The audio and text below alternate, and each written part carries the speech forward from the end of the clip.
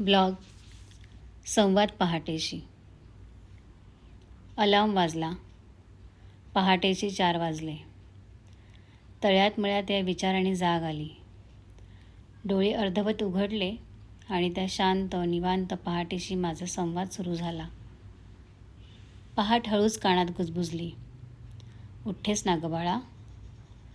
रात्रभर वाहणारी पंख्याची एसीची थंड हवा, उबदार पांघरूण आणि 24 तासातून फक्त एकदाच भेटायला येणारी ही पहाट, यांच्यात निवड कुणाची करावी या द्वंद्वात अडकलेली मी. क्षणभर पुन्हा डोळे मिटले, पण पहाटेचा तो मऊ प्रेमळ स्पर्श मनाला अलगद जागं करून गेला. मी खिडकीतून बाहेर पाहिलं. सगळीकडे धुसर शांतता पसरली होती. ना गाड्यांचा आवाज, ना मोबाईलच्या सतत वाजणाऱ्या नोटिफिकेशन्स. फक्त मंद थंड वारा, पक्ष्यांची हलकी चाहूल आणि मनाला आतपर्यंत शांत करून जाणारी निसर्गाची नीरव भाषा. पहाट पुन्हा हसून म्हणाली, संपूर्ण जग अजून झोपलंय.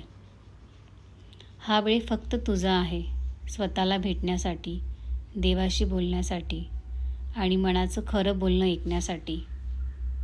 क्षणभर वाटलं, खरंच दिवसभर आपण कितीतरी लोकांशी बोलत असतो, पण स्वतःशी संवाद मात्र किती कमी करतो. आपण स्वतःलाच किती वेळा विचारतो, तू खरंच आनंदी आहेस का? काय चाललं आहे तुझ्या मनात? थकली आहेस का गं? मी शांतपणे उठले.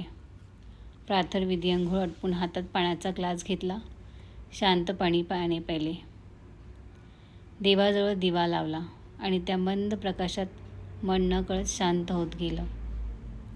त्याच शांततेला सोबत घेऊन मी बाहेर फेरफटका मारायला निघाले. पहाटेचा तो गार वारा चेहऱ्यावर अलगद स्पर्श करून जात होता. नेहमीचा श्वास, पण आज मात्र आत खोलवर जाणारी त्या श्वासांची लय एक वेगळाच आराम देत होती. क्षणभर जाणवलं, संपूर्ण शरीराने मनाने जणू एक शांत पॉज घेतलाय. सगळं जग एकीकडे आणि मी एकीकडे. ना कुठली धावपळ, ना घाई, ना कुणाला काही सिद्ध करण्याची धडपड. फक्त मी आणि ती शांत प्रेमळ पहाट. पहाट पुन्हा म्हणाली, दररोज थोडा वेळ स्वतःसाठी ठेव. तुझी स्वप्न, तुझं मन, तुझी ऊर्जा यांनाही तुझी गरज असते.